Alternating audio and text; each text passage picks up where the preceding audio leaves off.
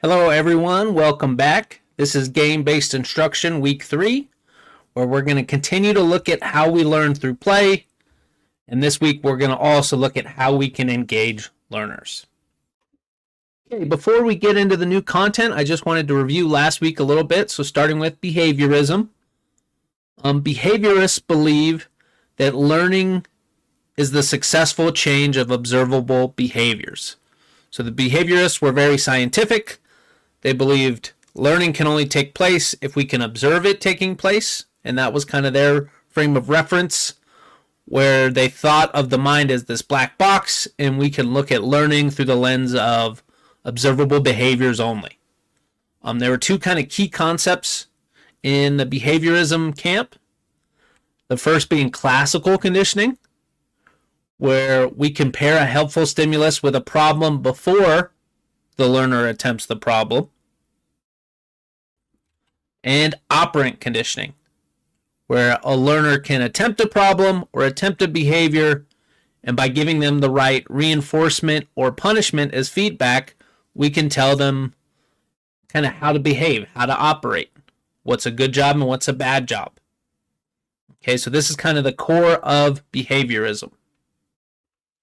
Now, we also talked about the idea of cognitivism, where the black box is what matters, right? What is going on in that learning process, in that thinking process? That's where the learning's taking place. That's where we need to look.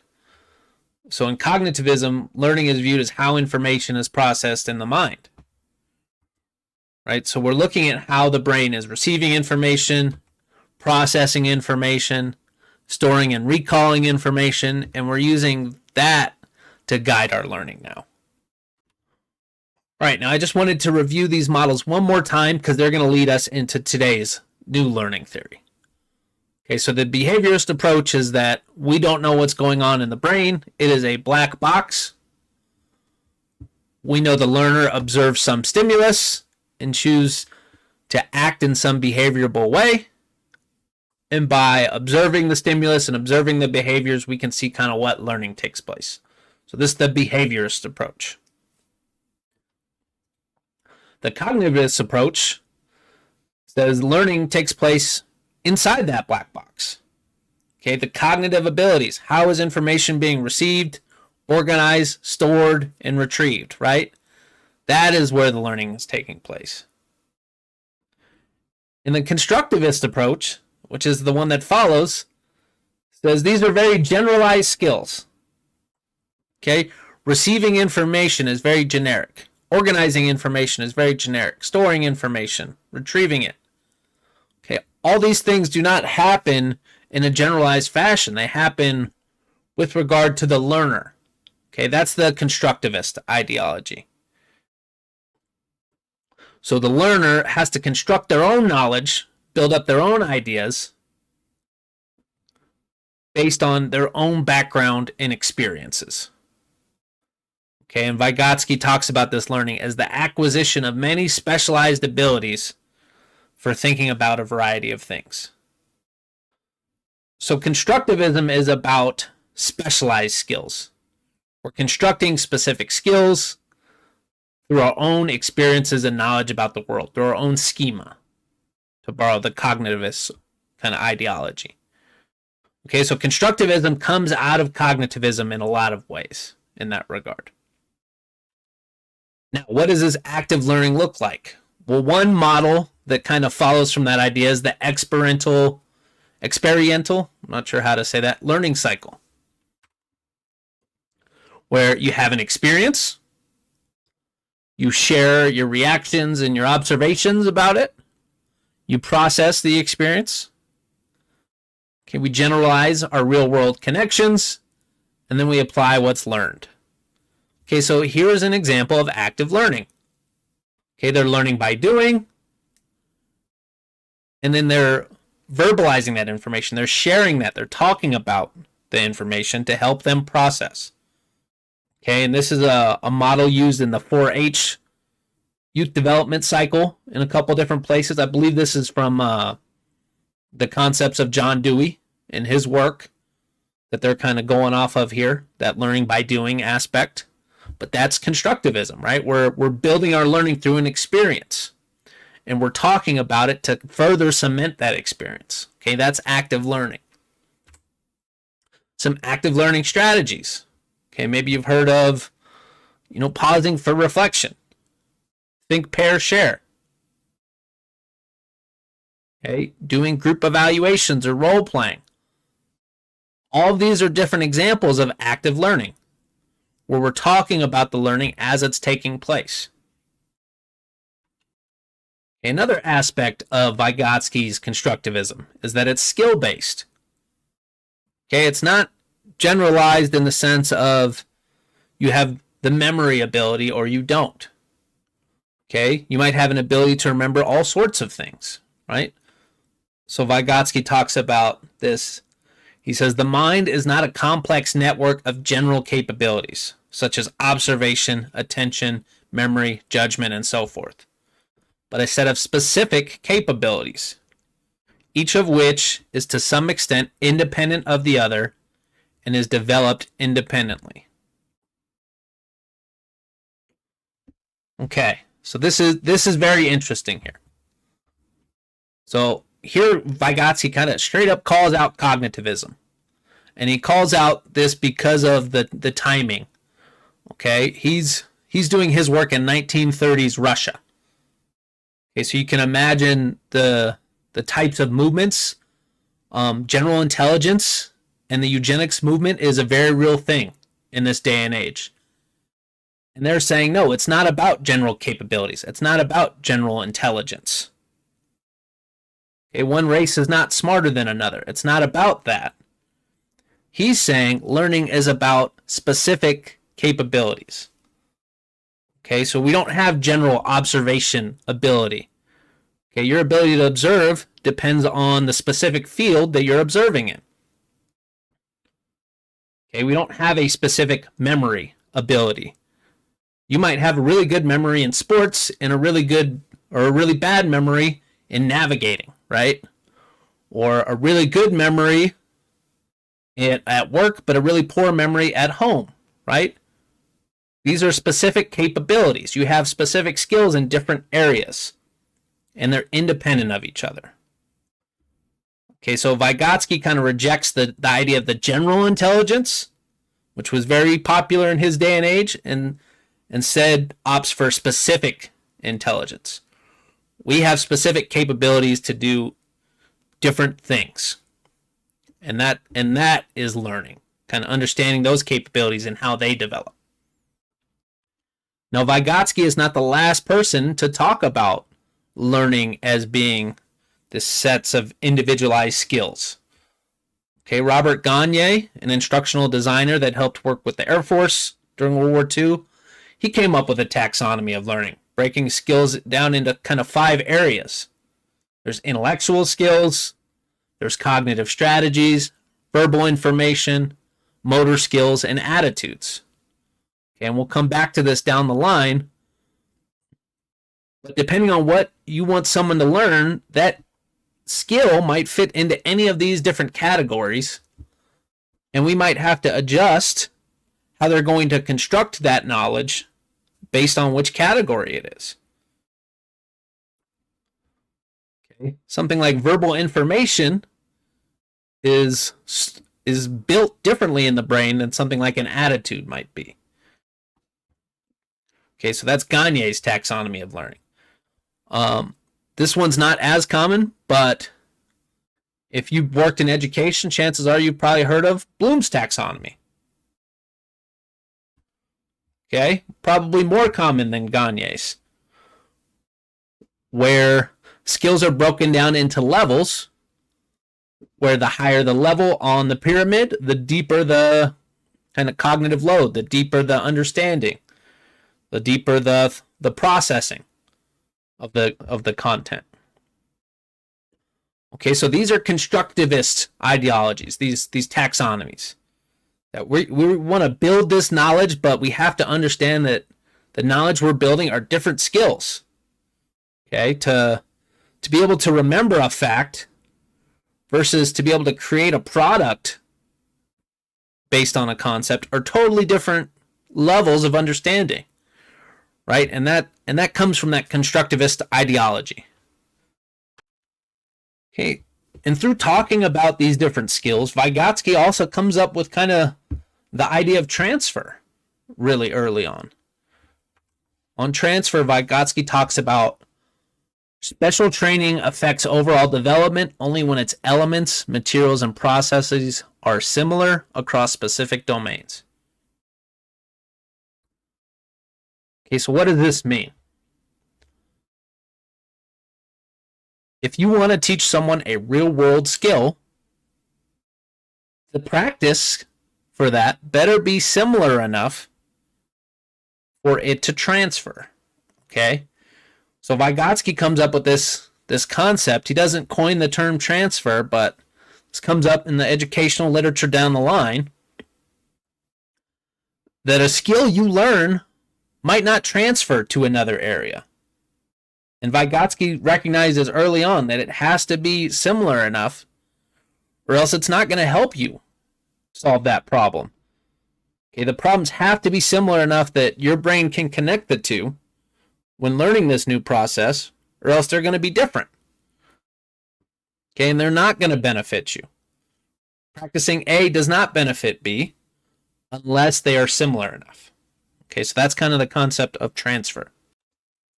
Now, Vygotsky kind of coined a concept called the zone of proximal development to help illustrate his points on that learner as an individual. Okay, and he thought of learning as these different zones. Okay. First and foremost, a learner can learn on their own up to a certain extent. So maybe if you're encountered in a new situation, you can learn some about the situation on your own. And then with the help of knowledgeable others or technology and tools, okay, that learner can learn more. Okay, what they can learn with help is called the zone of proximal development, ZPD. And then beyond that is beyond the reach of the learner. Okay, so Vygotsky thought of it in 3 stages. What can the learner learn on their own without any help? What can they learn with help? And then what's out of their reach? And our goal as educators should be to keep learners in this zone of proximal development, where they're learning more than they could on their own, but we're not putting them out into the deep water where they can't quite swim. Okay, so this is the zone of proximal development. Huge in the educational theory world. You'll definitely see this in your educational theory courses. Probably one of Vygotsky's kind of bigger concepts, but really goes to show kind of that constructivist approach, where we're trying to build that knowledge based on what they already know. And to do that, we want to give those individuals knowledgeable others or technology and tools that help them build more knowledge than they could on their own. And that's kind of the idea with zone of proximal development. All right, and this idea of the zone of proximal development eventually leads to the concept of scaffolding. Okay, scaffolding, if you're not familiar with the educational tools, it's like building scaffolds on a house. We're trying to build up supports. Okay, where scaffolds are different steps towards mastery. Okay, maybe you're giving a student more and more help with that gradual release. Maybe you're starting students on an easy problem and the problems get progressively harder. Okay, but the idea is we're giving students different steps of rigor, and it's getting gradually to the real thing. Okay, we're increasing complexity as we go. And this concept of scaffolding is definitely one used today. You can see here how this picture, they talk about how this is differentiation. Okay, in a room full of 30 students, some might start on the very bottom, and some might start towards the top of that content knowledge. So they might start at different places. They might need different levels of help. They might be able to take on different levels of complexity. But if we introduce it in steps, and there's this gradual increase of complexity, hopefully everyone should be able to get to mastery. That's kind of the idea of scaffolding. Okay, so that's our introduction to constructivism. Right, the idea with constructivism, in a nutshell, is that learner has their own history and experiences and backgrounds and skill sets, and we have to take those ideas. We have to take the learner from where they're at and build that knowledge from there. Okay, we have to tie connections to what they know, their real world experiences. Okay, what they've seen, what they've read, and we have to build from that to create lasting knowledge. Okay, now these ideas all assume that knowledge is this kind of fixed state, where knowledge isn't changing in both the constructivists, the behaviorists, and the cognitivist kind of approach. A recent approach, the connectivist approach, looks at learning in a dynamic fashion. Maybe learning is not something that is static and we have all the answers. Okay, so the connectivist approach is saying we want to construct knowledge based on not only the history and experiences of the learner, but based on everyone that we have access to. Okay, so the connectivist approach is the idea that we need to look at the whole of learners and what they know and what they can see and how we can kind of build information based on that. So connectivism, recently new, 2005 really the term was coined. And in that paper, Simons introduces these principles of connectivism. Okay, that learning and knowledge rests in diversity of opinions. Learning is a process of connecting specialized nodes or information sources. Learning may reside in non-human appliances. Capacity to know more is more critical than what is currently known. Okay, so you can see the technology coming into play here. Now we have these nodes of information. And by connecting them and judging the diversity of opinions on these nodes, we can find knowledge. Okay, this sounds really complicated. Let's simplify. Maybe you want to know, is this restaurant good? Right? Does this restaurant have good food? Well, I don't know. I've never been there. But I can access a node of information that tells me the rating of all the people that have ever been there. Okay, we can look at their Yelp reviews or Google whatever platform reviews. Hey, this restaurant is a 4.6 out of 5 based on 500 reviews. Okay, well now I have information. Now I have knowledge of the restaurant. It's from a diversity of opinions. Okay, there's not one set in stone right or wrong answer, but by considering the whole, by considering the entire node, by considering all the information I have, I can make a judgment about this restaurant. And maybe you look to multiple nodes. Maybe you look at Google on one hand and Yelp on the other, and you find that they're different. So maybe that informs your opinion. Okay, but connectivism is all about utilizing all the information at your disposal, and the idea that learning is more important than getting the right answer. Okay, we want to learn more. Now, he gives us more principles of connectivism here. So Simons talks about nurturing and maintaining connections is needed to facilitate continual learning. The ability to see connections between fields, ideas, and concepts is a core skill. Currency is the intent of all connectivist learning activities. Okay, the idea that we're accurate, up to date. Okay, we're with the current times with our knowledge. And finally, decision making is itself a learning process. Choosing what to learn and the meaning of incoming information is seen through the lens of a shifting reality. While there is a right answer now, it may be wrong tomorrow due to alterations in the information climate that's affecting that decision. Okay, so a lot to go through here. Connectivism really harps up the ability to find an answer. Okay, it's not about whether that answer is right or wrong now, but about can you go to your nodes of information and go figure out what the current up-to-date call is. Right? If you're a doctor, it's not about what you learned in school. The connectivists would argue that you have to learn the most current procedure to do right by your patients. Okay, it's about currency. It's about figuring out how has that information changed since I've last looked at it. Okay, so connectivism is the idea that since we're connected to these nodes, we can continuously update our information.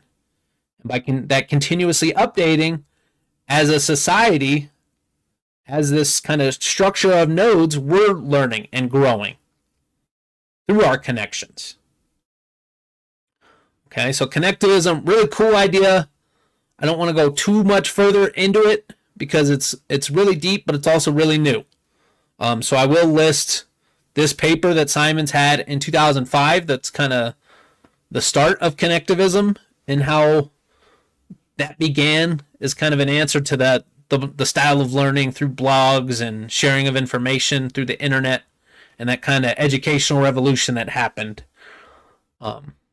in the early 2000s and late 90s and so on. All right, we're going to look at one more learning theory, and that is the field of humanism, the humanist approach. Okay, and this still doesn't change much on how knowledge is constructed. This theory is more concerned with the fact that that learner has free will and motivations, and they may or may not be inclined to participate in the lecture or participate in the class. Okay, as we all know, students can choose to opt out of our learning activities. And it doesn't matter if you're a behaviorist, a cognitivist, or a constructivist. If the student opts out, they're not going to learn. And so we're going to look into kind of why they might opt out, how we can take free will and motivation into consideration when designing these learning activities. Okay, one such concept, one of the humanist psychologists was Maslow, and his hierarchy of needs is brought up a lot in education, but I would consider that kind of the start of the humanist approach to education. And if you haven't seen Maslow's hierarchy of needs, it's usually presented as a pyramid where there are some basic needs that students need met. Things like they need food, they need water, they need warmth, rest. There's some safety needs. They need to feel secure and safe. And before those basic needs are met, no real learning is going to take place. Okay, a student that's hungry or thirsty or freezing cold is not one that's going to learn very well. They're going to be worried about their own basic needs instead of the needs of the assignment or the learning that's taking place. Okay, so Maslow first said, we have to take care of that person's basic needs. Okay, and he phrased everything in terms of self-actualization, right? The idea that someone could achieve their full potential. But in education, a lot of times we look at this as when can learning take place? Achieving one's full potential in terms of learning. Well, first we need our basic needs met. And there's also some psychological needs that need to be met. Okay, the student needs to have belongingness and love needs met. Okay, it's hard to pay attention with a broken heart. That's Maslow. That's not a constructivist or a cognitivist ideology, right? This comes from looking at the student as a human first. Okay, a broken-hearted student or a hungry student or a student that doesn't feel safe, they're not going to learn your lesson. Okay, and In addition, in psychological needs, there's also the esteem needs. Okay, if the student's self-esteem is in the gutter, if they're feeling no sense of self-worth, okay, it's hard to get them to start achieving, right? So Maslow talks about how there are certain needs that need to be met before we can worry about the learning process. Okay, and this is a very humanistic approach to education. We have to take care of the person before we can help the learner. And that's kind of the idea with Maslow's hierarchy of needs. Next, the topic of motivation. So once that student's needs are met, are they going to choose to take part in this assignment? Are they going to be motivated to? Right? Are they going to have the desire to? A lot of you have probably heard of these concepts, intrinsic versus extrinsic motivation. How can we get students to buy in? Right? Are they participating from internal motivators? Things like purpose, interests, to be the master of something, their own curiosity or pride, right? Maybe you've heard of these intrinsic motivating factors. Or are the students there for the extrinsic factors? Grades, points, money. They just want a career. They just want to pass their exams, right? So with motivation, when we're looking at, is a learner even going to take part, we have to look at, well, what's motivating them to take part in the assignment? Is it coming from the inside, the sense to do better? The sense that I want to explore this topic because it's interesting? Or is it purely coming from the outside? Oh, I have to do this assignment to get a good grade, to get my points, to get my job, so that I can have money, right?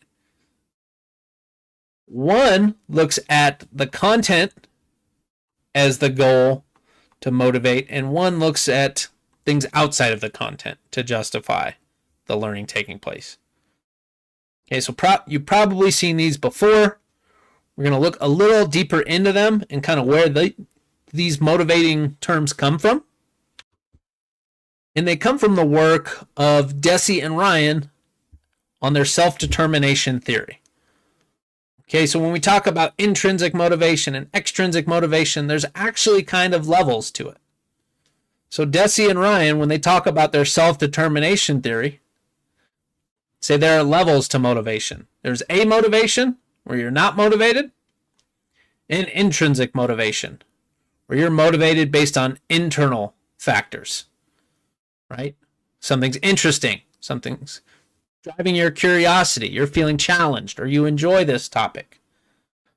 Okay, so the goal, if you want students to be determined to do well in your course, is to get over to this intrinsic regulation category. So how do we do that? How do we go from apathy to the student showing no attention to that student being interested, curious, challenged, feeling joy, right? Well, Deci and Ryan talk about kind of three concepts to increase that intrinsic motivation. And they label these as their three basic psychosocial needs: relatedness, competence, and autonomy. Okay? So if you want to reach your students, if you want to engage them, if you want them to be motivated, you have to respect their relatedness. Okay? You have to try to relate to them as a person, as an individual. Okay? You do this by respecting them and caring for them, making sure your classroom's an inclusive environment, and that student feels safe, right? They're secure there. Things that undermine this are if the class is too competitive, okay, if the criticism's too harsh, or if there's cliques or traditions in the class that make them feel like an outsider.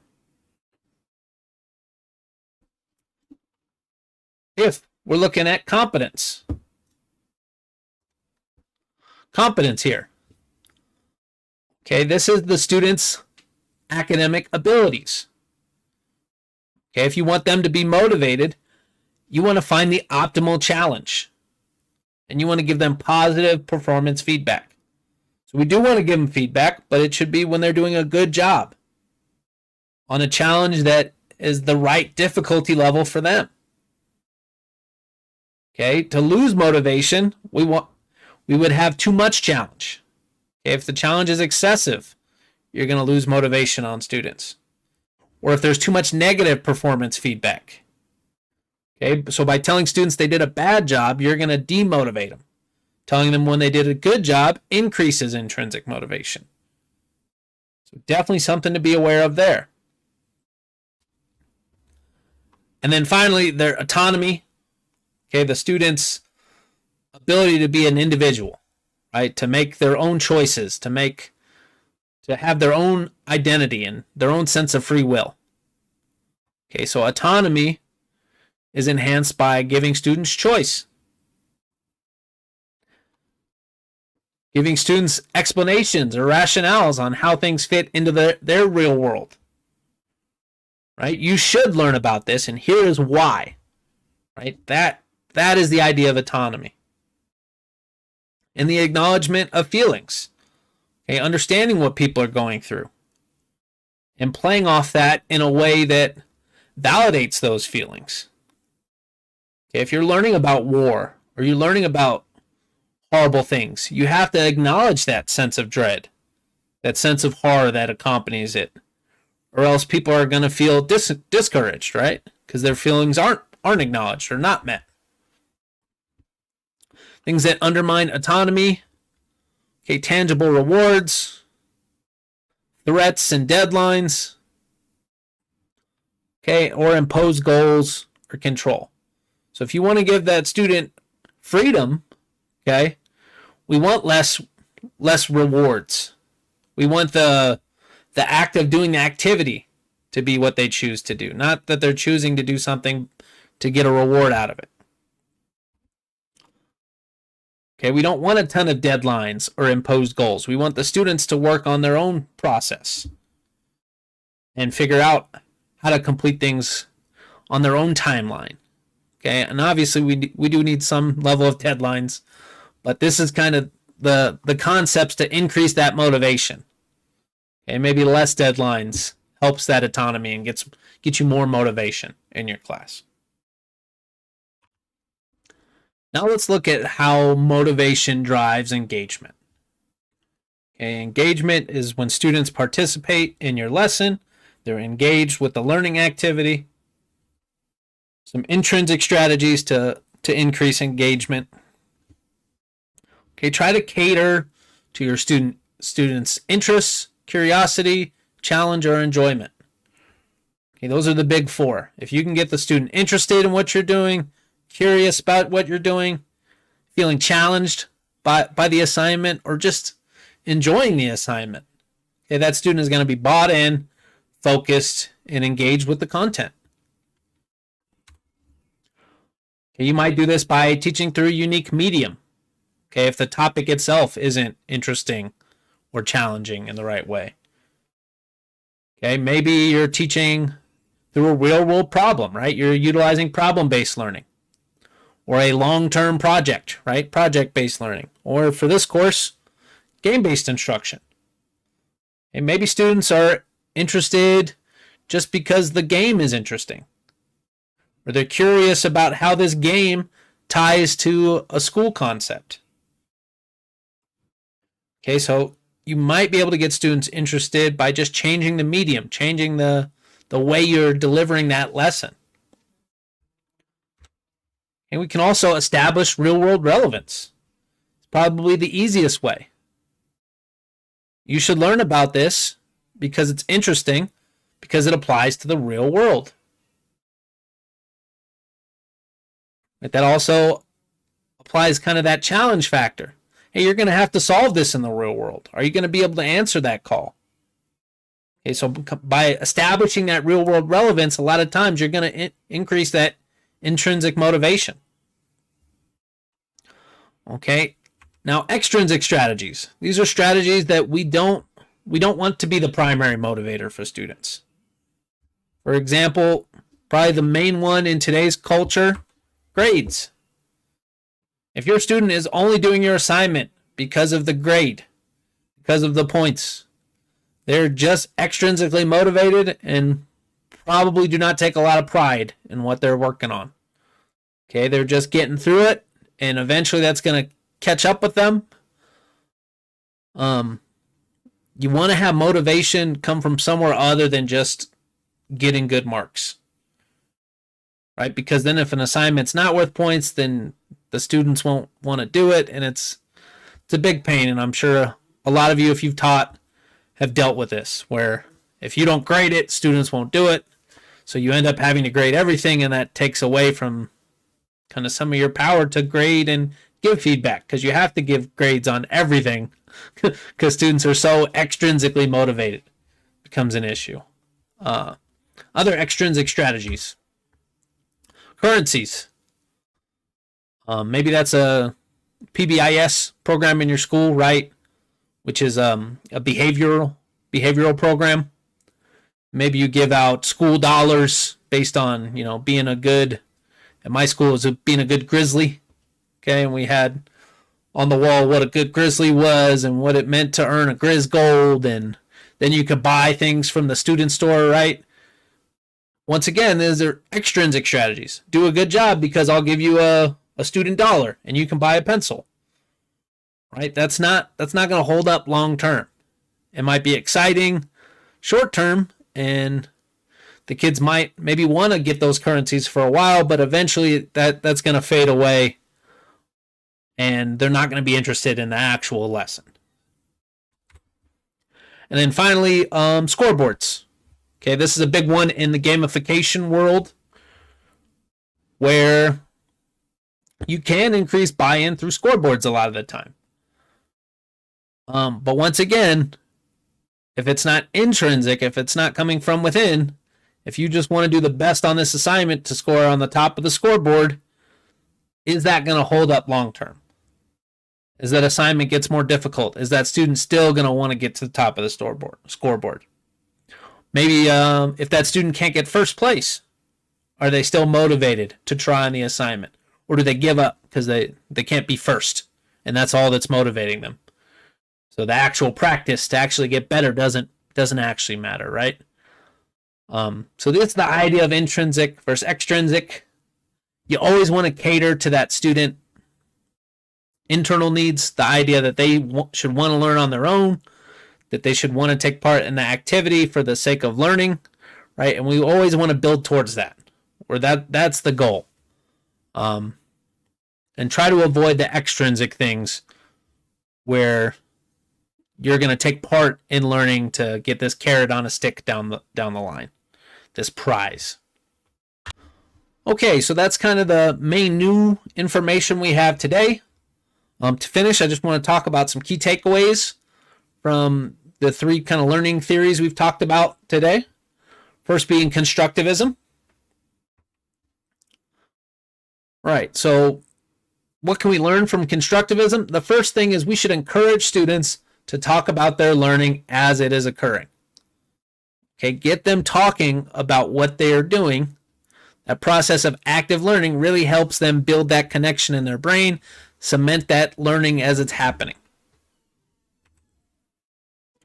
Okay, we want to identify the exact skills we want students to learn. Okay, skills aren't general content capabilities. They're specific. They're individualized. Okay, do you want students to be able to identify this definition, or do you want students to be able to create their own definition? Right? These skills are different. And Bloom and Gagne make that distinction in their taxonomies. So when we're writing those learning objectives, we should know exactly what we want students to practice, so that way we can build up towards that concept better. Okay, the next concept from constructivism. Similar skills may share a developmental level. Okay, so if you can't practice the exact activity, maybe you can practice something similar enough that that skill will transfer. But we have to be aware of that. Not everything's going to transfer. Okay, if the situations aren't similar enough, if the materials or the problem are too different, then that learner might be in step one, when we really want them to be in step 3 or 4 based on kind of that prior knowledge, but it might not transfer. It might not connect. So we have to be aware of that. And then finally, learners are individuals with specific educational needs. I think this one is kind of the biggest part of constructivism, right? Learners are individuals. They have their own needs, and we have to take them from where they're at and figure out how to help them learn. Okay, we talked about this with zone of proximal development, right? Where can we give them the right assistance so that they can develop proximally? Some techniques for doing that: scaffolding, okay, or differentiation. We want to provide levels to the assignment so that way they can start on the level they're at and progress to the level we want them to progress to, right? That being the goal. We want to provide them that kind of stair steps, scaffolds to get to where we want them to get to. Okay, so these are the core kind of concepts of constructivism, where we're building that learning. Next, connectivism. Key things here. We want to utilize pools of knowledge that students have access to. Okay, when I was growing up, they used to always tell me not to use Wikipedia, that it was not a good source, that these sources were better, or go to those sources, right? They didn't teach me how to use Wikipedia. They just told me don't access that pool of knowledge. And I think the whole concept of connectivism is that we do want to connect to that. We do want to access that pool of knowledge and learn how to do that appropriately. Okay? So a big takeaway in connectivism is we have to teach students to navigate that information in a digital world. How do you navigate it? Which information do you trust? Right? How do you access that information? How do you know if that information is going to change? Where do you go to find this new changed information? Right? So that's the idea of connectivism.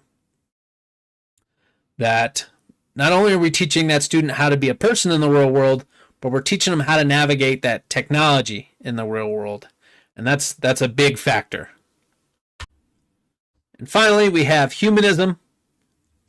Okay, big takeaways here: that students have some basic needs that must be met before they can learn. Okay, we talked about Maslow's hierarchy of needs. If a student is hungry, they're not going to learn well. Okay, if a student is sleepy, they're not going to learn well. Students have needs that must be met before they can even ask themselves, am I motivated to do this? Okay, and when they do, when those needs are met, and when they are asking themselves, am I motivated? There's 3 main factors that we want to talk about that drive that student engagement. Okay, and this is from the self-determination theory. Relatedness. Okay, are you connecting to the individuality of that student? Competence. Are you recognizing that student's ability level? And autonomy. Are you recognizing that student's free will? Okay, so by showing a student that you can relate to them, by giving them materials that match up to their competence level, and then giving them autonomy, their own autonomy to work on that materials, that's how we maximize engagement. That's how we maximize motivation. These are the 3 keys to getting that intrinsic motivation. All right, and that's kind of where I want to stop with the educational theory. I know I've hit you guys with a lot of different concepts and ideas, and some of them we've gone kind of in depth, and some of them we've just scratched the surface, and that's okay. My hope is that now we kind of have a framework for the rest of the semester. We can talk about these different ideas and how they pop up in game-based learning. As far as our next steps, what you should be doing this week is finishing Project 1. Okay, so now you have an idea of lots of educational ideas. Okay, in Project 1, you're going to be asked to kind of form your own learning framework and ask how students can learn through game-based learning. as well as how they get motivated by game-based learning. So you have lots of ideas in both of this week's slides and last week's slides that you can talk about, or feel free to talk about something in the educational theory that we didn't talk about or address. Okay? But make sure you're knocking that project out this week and get that submitted. We do not have a discussion this week, just that project. And then, yeah, from here, I want to start applying this educational framework to the different aspects of game-based learning. So this is where we're going to be moving going forward, where we're going to take this framework and we're going to look at each different part of game-based learning and how it kind of lines up. Specifically in week 4, we're going to look at the type of games that are available and kind of what educational theories we need to be aware of when we're looking at these different game types. So that's what we have this week. Make sure you're finishing that project. And please let me know if you have any questions. We'll have office hours Tuesday and Wednesday at 4.